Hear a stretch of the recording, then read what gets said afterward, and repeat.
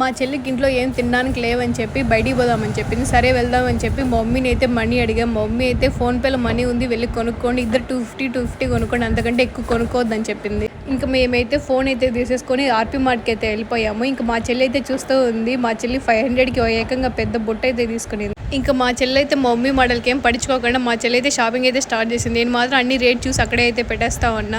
ఇంకా మనకి సూపర్ మార్కెట్కి వస్తే కనిపించవన్నీ కొనాలనిపిస్తుంది కదా. ఇంకా మా చెల్లి అయితే ఫస్ట్ బిస్కెట్స్ అయితే కొంటుంది.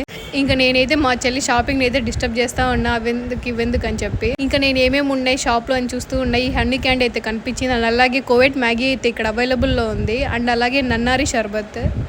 ఈ ఎండలకి అదొక మంచి డ్రింక్ కదా. ఇంకా మమ్మీ అయితే న్యాచురల్ అయితే తీసుకురమ్మని చెప్పింది మ్యాంగో ఫ్లేవర్లో. ఇంకా మమ్మీ అయితే అదొక్కటి అడిగింది, అదొక్కటి తీసుకెళ్ళాం. ఇంక ఇక్కడ మార్ష్మెలో అయితే చూసాము, అది 100 రూపీస్ అని చెప్పి నేను మళ్ళీ అక్కడే పెట్టేసి. ఇంకా ఫైనల్గా ఇంటికి వచ్చేసాక మమ్మీ మా షాపింగ్ చూసి పెద్ద కవర్ కేసుకొని వచ్చారా ఇద్దరు అనింది. ఇంకా మేము చేసిన షాపింగ్ అయితే ఇదే.